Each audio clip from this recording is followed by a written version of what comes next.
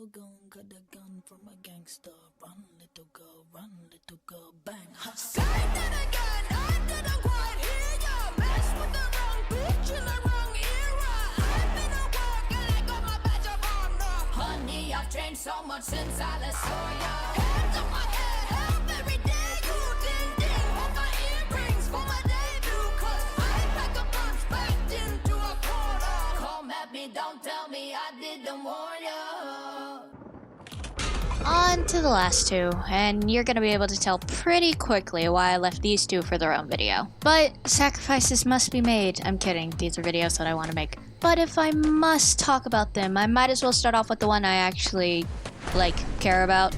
Kathy! Catherine Ward. What can I say about her that hasn't already been said? Quite a lot, actually. For example, her skin is actually very pretty. And I wouldn't mind getting her since Coordinator is a comfort kiter of mine. Not that this game is a particularly good example of that. Mind you, it is my best kite, I would say, of all of the gameplay that I've shown so far. But it is a bit of a mess. And sometimes that is okay. These are quick matches. And that's okay. Quick matches are allowed to be messy. For example, I was very turned around here for a second, attempting to hide from this night watch for a while, and in the process, I never actually get to see him until I end up getting a pallet stun here. Speaking of pallet stuns, I surprisingly got a lot in this match. I think this is the first time I ever got Terrain Master. It's probably not, but it feels like it. Either way, without that pallet, in my opinion, that area is pretty sacked kiting-wise, so I go ahead and transition over to this 3 pallet area. But I don't feel like I was going to be able to make it all the way in time, and not wanting to risk a hit, I end up looping around these small pallets for a while. I was really trying to get to either shack or this 3 pallet area like I mentioned before, since the high walls make it pretty easy to avoid Nightwatch's wind abilities. In the end, I end up taking this midway position, and using this window to try and loop around, which ends up telling me he has broken windows. So I once again try to rotate to shack, but in the process I end up taking my first hit. I mean, that's really what I get for not taking my own advice and keeping to the high wall areas. But at least I learned from this mistake, since I don't actually end up taking another hit like this again. Not that I won't take another hit period, just not another one like that. But at least with the speed boost from the injury, I am finally able to get all the way over there. For a moment, I debated trying to loop shack, since it is honestly my favorite place to loop unless you're facing a Naiad. But I did remember he had broken windows, so I tried to camp this pallet here. And, fun tip from a Nightwatch player, if you hear them use their speed boost, they're going to try and walk through the pallet, so as soon as you see them there, drop it. However, even with that pallet stun, I wasn't able to make it all the way to the next area, so I end up shooting him with my flare. Not that it matters particularly, since I do end up going down not long after to one of the most common Nightwatch mistakes. Though, would you believe me when I say I never actually get to my first chair? Shocking, I know, but it seemed that Nightwatch wasn't too keen on just one rescuer down for the count. And it seemed Forward wasn't too keen on letting Nightwatch ever pick me up. It's actually pretty funny in hindsight how often Nightwatch changed targets here. But apparently Forward was pretty close by, and he seemed pretty determined to make sure that I never actually got onto the chair. Very determined indeed. As was the Nightwatch too, apparently. Since he was so focused in his attempt to make sure the Forward wasn't able to rescue me, I end up being able to pick myself up here. And just as soon as Nightwatch finally managed to get a hit on Forward, he ends up changing targets again, this time to the Mind's Eye, who is just running by, I assumed, to another cipher. And now that this kite officially isn't my problem anymore, I'm just going to keep talking about the Kathy skin, because that's the point of these, right? I have made a point to be like, oh, I really want Rachel's skin. Oh, I would really like Danny's skin. I'm okay with not getting Zach's skin. Kathy is on the end of the list where it's like, I'm okay with not getting Kathy. As I said at the beginning, Coordinator is one of those comfort kiter characters for me. I enjoy playing her a lot, though I admit not particularly good, on account of when you play a rescuer character, you are usually expected to come and rescue, which I am notably not doing here, despite the fact I 1 have tied and 2 am close by. He is in detention and I have no gun, which would make rescuing just a very stupid move when we already have a 3-man. I can honestly speed this part up, since Nightwatch ends up camping the chair until I make my way all the way to the other gate. and provoke animation. Like, honestly, there's nothing much more to say. Well, there is a bit more to say, but nothing that can't wait to be said until tomorrow, because frankly, I got a lot to say about this next one.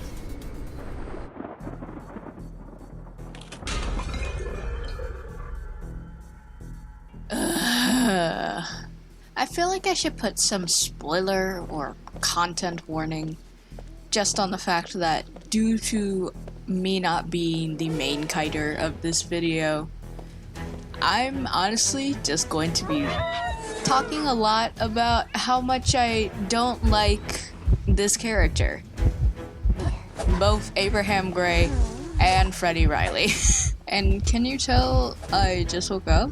Either by my voice or whatever. But first, a word from our sponsor, Mechanic Shout Emote. Because gods, I wish I had the confidence to do this on repeat after being snuck up upon by a bloody queen. Not to say Mechanic's kite was bad, she actually did fairly well, but still, considering the kite that I do later, I wish I had the thought of doing that, because I just got Lawyer's Provoke emote.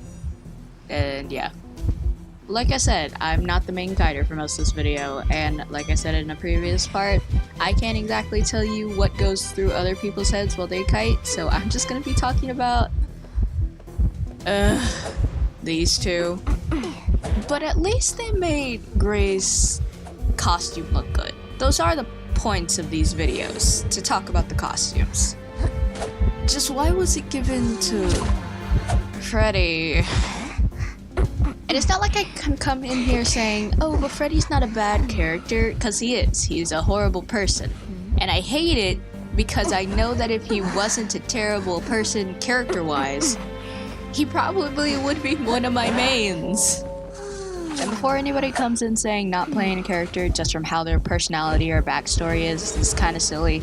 I've seen other people do it for characters with honestly a lot less going for them than like cheating and completely financially ruining your partner. So like, yeah.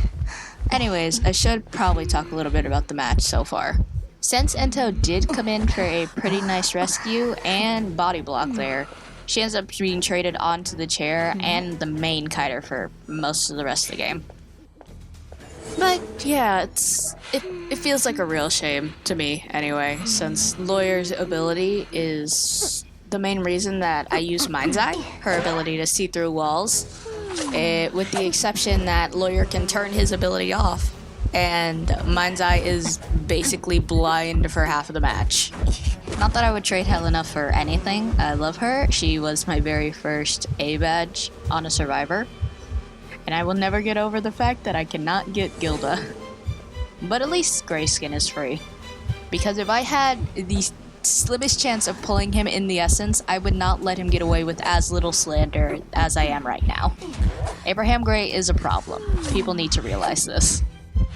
The only thing good about him is the fact that they made his eyelids super chonky and people thought that he was a hunter for a second, because he is. Not really, they just did like serious justice to his sprite in-game. But still, Lawyer he's a content warning on his own. And now it's finally time for my first appearance. Yes, this is actually the first time you probably see me in the video, aside from like the flashing at the beginning. But since both Painter and Mechanic were injured, I decided to come in while they finished off the last cipher. I rescued pretty cleanly after that chair hit, not that it matters much since she ends up blinking past me while I was trying to body block and getting Anto down anyway. And just ignore me while I'm trying to force heal, since I assumed with 2 people on the cipher during advanced decoding, they would be able to get it to like 90 in the times that she has to hit me twice. I kinda overestimated his terror shock ability there. It's a shame really, since that was very much not the case. And with Ento dead on chair, I pinged for them to focus on decoding so I can get up and hopefully get as much distance from the hunter as I can, since I was bound to be the next kite. Seeing that the tram was pulling into the back gate, I decided to rotate around to where unfortunately Mechanic was, but we both get in before the hunter gets to us, but that doesn't really matter much when you're facing a bloody queen. I was pretty sure Tenshi was up at the front gate, so that was my first goal when we finally got off the tram. I only saw this in the replay. Turns out that's not the case. He was actually going towards back gate, which I don't understand why they weren't together then, since they were finishing the last cipher together. But Bloody Queen swaps with her mirror image here, and I'm pretty sure she didn't see Mechanic get onto the tram at all. I figured I was still her main target, and decided to loop this small 2-pallet area to let Mechanic try and get away. Here you'll probably notice that I start pinging "get out of here" a lot. This is because I know a secret. I know where the dungeon is, and it's very close by. It actually spawned right on top of me after I finished my cipher in the middle of the map. So I was hoping, considering nobody had used this area to kite yet, that I would be able to rotate over there once everybody had gotten out. But I wanted to make sure that everybody was out so I could jump directly into dungeon. Pretty funny in hindsight that I end up rotating to graveyard instead, farther away from my goal, and Mary cuts me off at the window where I was planning to loop back around and make a run for the dungeon. Here I completely forgot also that she had swapped her trait off from Blink. She had teleport now, but I was keeping very close to the edges in the event she did blink so I could drop pallets if I needed to. Also, I was fully prepared to drop down into the basement if I needed to avoid that mirror, but I just end up transitioning back to the 2-pallet area. And here's where I start playing smarter, not harder. Starting with that pallet drop, cause I finally remembered Freddy has an item. A very useful item. One that allows him to see through walls. Similar to another character that I use a lot, so I start playing him like a mind's eye, since I have a fair bit of charge on it. This actually works out really well in my favor, since I think that Mary not being able to see me thinks I try to transition away, and she ends up just leaving me. Like completely, I lose heartbeat and everything, allowing me free roam to just run for the dungeon. That, or she just gave up, but either way, it was a 3-man, and despite the fact that I had won many Freddy games before, this was the best kite that I ever did, a detention kite at that. I'm very proud of it, quotation marks, you know, for being a Freddy game.